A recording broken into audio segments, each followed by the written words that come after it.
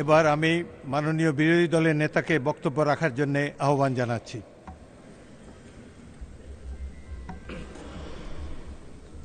আলহামদুলিল্লাহি রাব্বিল আলামিন ওয়াসসালাতু ওয়াসসালামু আলা রাসূলিহিল কারীম ওয়া আলা আলিহি ওয়া সাহবিহি ওয়া আহলি বাইতি আজমাইন। মাননীয় স্পিকার, আমাকে সুযোগ করে দেওয়ার জন্য আপনাকে অসংখ্য ধন্যবাদ।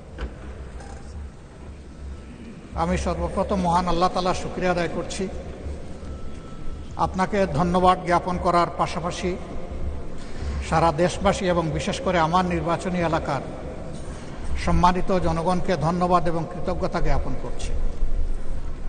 তারাই আমাকে এবং আমাদেরকে এখানে কথা বলার সুযোগ করে দিয়েছেন তাদের মূল্যবান ভোটের মাধ্যমে।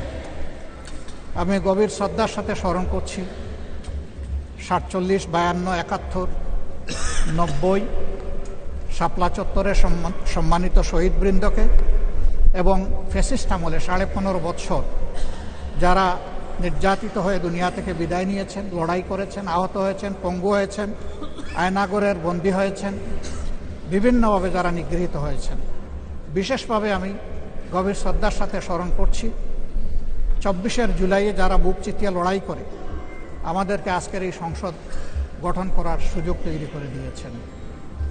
তাদের মধ্যে যারা নির্যাতিত হয়ে দুনিয়া থেকে বিদায় নিয়েছেন, মহান রব্বুল আলমিনের দরবারে দোয়া করি আল্লাহ তাদের সকলকে শহীদ হিসাবে কবুল করুন। যারা আহত পঙ্গু হয়েছেন, আল্লাহ তাদেরকে সুস্থতার নিয়ামত দান করুন। আমরা সকলের প্রতি গভীর শ্রদ্ধাশীল, কৃতজ্ঞ, ঋণী। আজকের এই সংসদ গতানুগতিক কোনো সংসদ নয়, এটা 24 রক্তের উপর দাঁড়িয়ে থাকা একটি সংসদ। আজকে আপনি এই মহান সংসদের স্পিকার বা অভিভাবক নির্বাচিত হয়েছেন এবং আপনার সাথে ডেপুটি স্পিকার হিসেবে জনাব কায়সার কামাল সাহেব নির্বাচিত হয়েছেন। আমরা দুইজনকেই অভিনন্দন জানাই। মাননীয় স্পিকার, বাংলাদেশের স্বাধীনতার পরপর 55টি বৎসর আমরা অতিক্রম করে এসেছি। এই দেশের সংসদ এবং সংসদীয় রাজনীতি সত্যিকার অর্থে খুব কম সময়ে কার্যকর ছিল। অল্প যেটুকু সময় ছিল জনগণ তার সুবিধা পেয়েছে। বেশিরভাগ সময় ফ্যাসিজমের কবলে পড়ে এই সংসদ ছিল অনেকটা দামি সংসদ, অকার্যকর। এবং আপনি যে বিরল সম্মানে আজকে ভূষিত হয়েছেন, এই জায়গায় অভিভাবকত্বের দায়িত্ব যারা পালন করেছেন অতীতে, তারা নিজের উপর, সংসদের উপর, দেশবাসীর উপর, গণতন্ত্রের উপর, মানুষের অধিকারের উপর তারা সুবিচার অনেকেই করতে পারেননি। আমরা আশা করি আপনার এই অভিভাবকত্বের জায়গা থেকে, আপনি যদি একটা দল থেকে নির্বাচিত হয়ে সংসদে এসেছেন, কিন্তু ইতিমধ্যেই আপনি ঘোষণা দিয়েছেন যে আপনি জাতীয়তাবাদী দলের স্থায়ী কমিটির সদস্য পদ থেকে পদত্যাগ করেছেন। এখন আপনি সকলে, আমরা মনে করি আপনার কাছে সরকারি দল এবং বিরোধী দল আলাদা কিছু হবে না।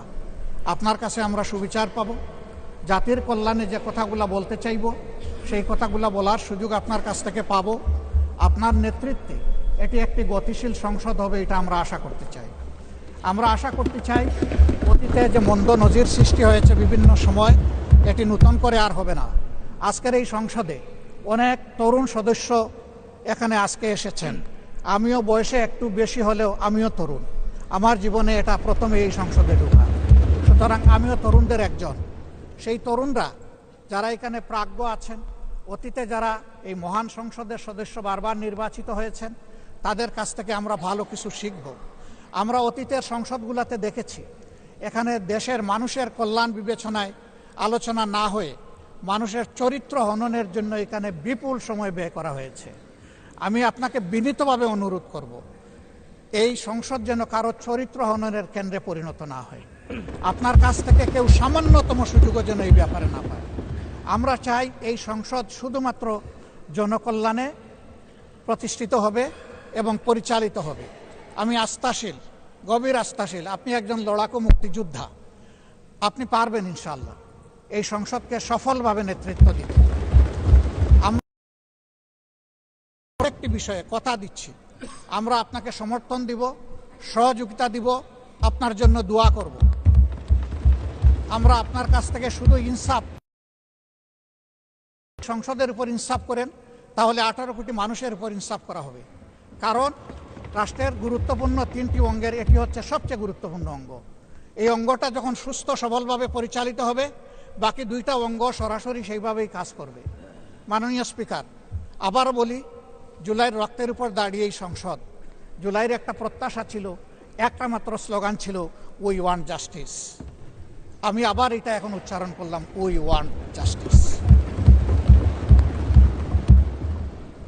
আপনার মাধ্যমে সমাজের সকল অসঙ্গতি, অন্যায়,